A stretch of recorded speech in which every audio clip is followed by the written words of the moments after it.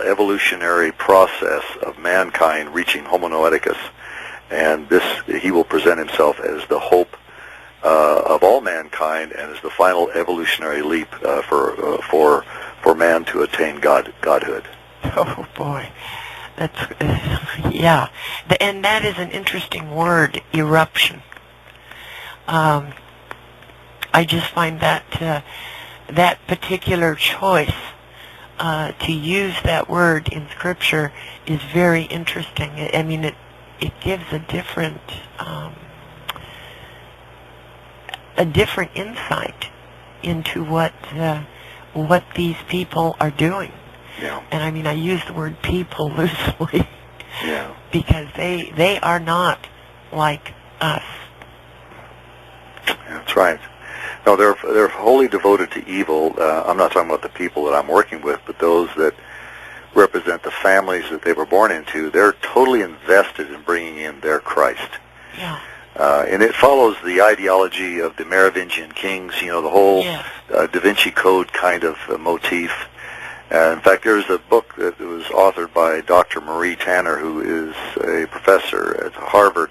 She wrote a book titled The Last Descendant of Aeneas, A-E-N-E-A-S, who is the final progenitor he descends from Troy, and this whole bloodline that is confluent with Charlemagne, and then from Charlemagne forward, if these various kings that belong to these particular bloodlines, they believe qualify to bring in the Christ. And in her book, she follows this ideology out, not as a believer, but as an unbeliever, and it's quite an amazing piece of work. In fact, if you go on Amazon and look it up, it sells for about $75. So it's a very expensive book. But this gives the kind of thinking that these megalomaniacs, this is how they think. They really believe that this is what the world needs, that they are qualified to rule the world. The rest of us are not smart enough, and the illumined ones, they qualify and they have the right to rule, and they're going to enforce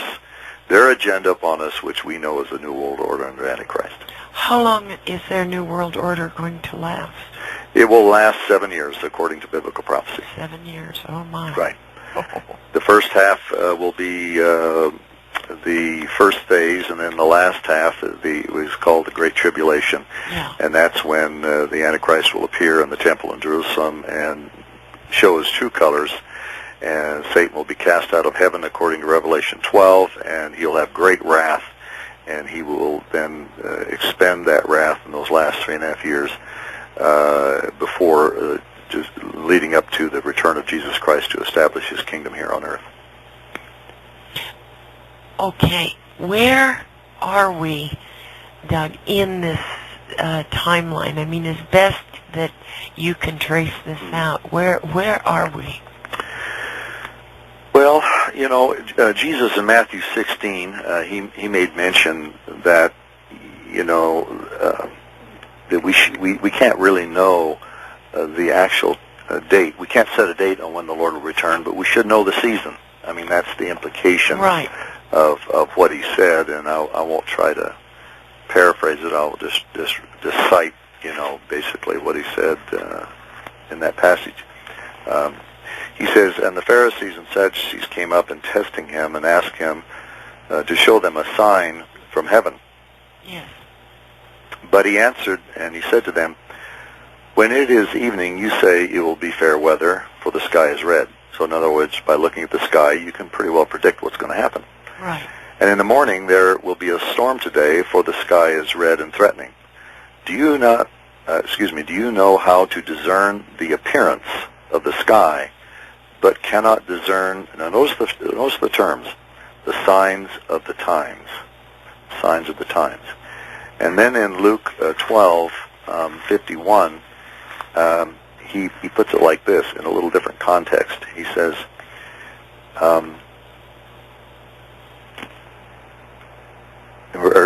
Luke 12:54, and he was saying to the multitudes, when you see a cloud rising in the west, immediately you say, a shower is coming, and so it turns out. In other words, you can look at the skies, and you can predict basically what's going to happen. And that's his illustration. And he says, when you see a south wind blowing, you say, it will be a hot day. Yeah. And it turns out that way. Yeah. You hypocrites. You know how to analyze the appearance of the earth and the sky, but why do you not analyze this present time?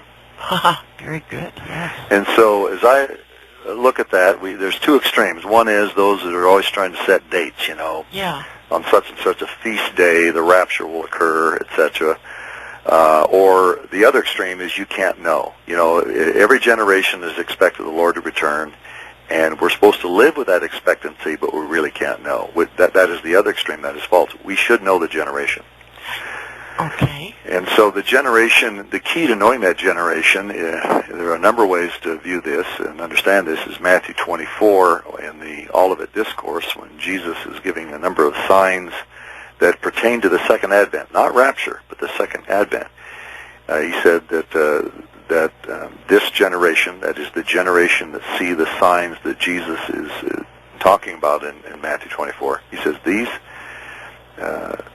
this generation will not pass away until all these things are fulfilled. When you see the budding of the fig tree, you know the time is near. Well, I believe that is a clear reference to Israel. You can go in the Old Testament and see a number of references to that as a symbol for Israel. So when did Israel begin to bud? Ezekiel 37 and 36 and 37, we see in 36 that it was prophesied that Israel will be brought back to the land in unbelief. Well, when did this movement begin? Well, the first Zionist Congress was in 1897, and if you look at the prophecy in Ezekiel 37 of dry bones, we see in that prophecy a picture of stages in which Israel would be brought back to the land. First, the bones begin to rattle, and then the bones come together, and then sinew comes on the bones, and flesh on the bones, and then the question is, where's the breath? Yeah. And it says, these bones are the whole house of Israel. This scene is in a state of death outside of the land. And so the final phase is the breathing of life or spiritual life into the nation. So from 1987, then the Balfour Declaration, 1917, we see the bones coming together. And then in 1948, when Israel became a nation, we have bones and skin and sinew all together now. But there's no breath. Right. And so from 1948 to the present, we have a partial fulfillment of Ezekiel 37. The only thing that remains is this life, a corporate new birth, if you will, of that nation, which will not occur until the tribulation period. And so what we see is the birth of the nation. Isaiah 66, I think, 6 and 7. Can a nation be born in a day? And that was fulfilled in 1948. And so with the birth of the nation Israel, we can see the framework in which we can understand that we're the last generation that precedes the coming of Jesus Christ. Now, that has to do with Israel. Now, the church is a unique calling. When you look at the Pauline epistles, we see the church, it was a mystery. It was not revealed in the Old Testament. So if we live in the generation when Jesus Christ is going to return to establish his kingdom and to rescue Israel from the destruction of Antichrist, where does that put us? Yeah. Well, that means that we're right in that same framework. So even though the church itself does not have signs that we look for, we live in the context of the restoration of the nation of Israel, which is God's signpost prophetically in the Bible. So that's just kind of an overview of things. But to me, it is very clear as we see just where, and I'm not alone in this. You go to Lamb and Lion Ministries, Dr. David Reagan, he has many excellent articles on this. Dr. Randall Price, of course, Hal Lindsey has written a number of things, and there are just many people out there. Dr. Frank Church.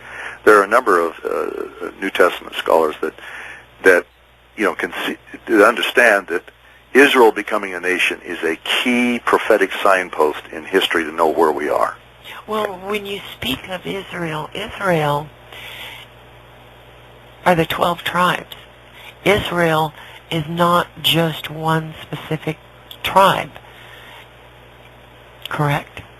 Well, Well, when we talk about Israel, at least from the divine perspective, we see in Revelation chapter 7 there are 12 tribes that are